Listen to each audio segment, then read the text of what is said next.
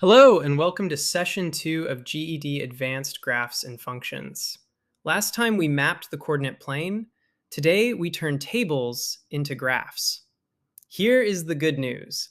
A table is really just a list of points in disguise. By the end of this lesson, you will turn any table into ordered pairs, spot a straight line pattern instantly, and plot it with confidence. A table has two columns. The input column we call X, and the output column we call Y.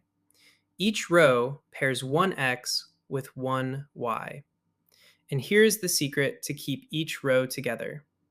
The X and the Y that sit on the same row belong to each other.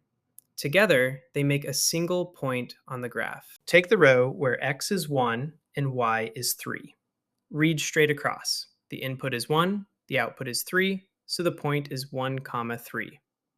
Do the very same thing for every row. The row where x equals 2 and y equals 5 simply becomes the point 2, 5.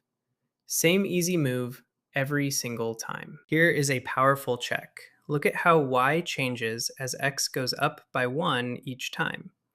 From 1 to 3 is plus 2. From 3 to 5 is plus 2 again. When x rises by equal steps and y changes by the same amount every time, the pattern is linear, and it graphs as a straight line. Now we plot.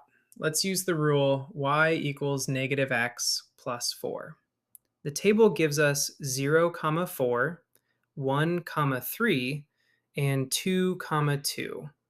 We place each point carefully, across for x, then up or down for y.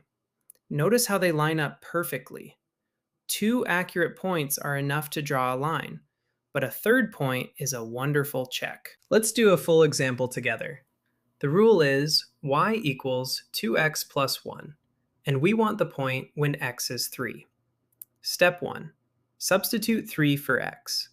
Y equals 2 times 3 plus 1. Step 2. Calculate.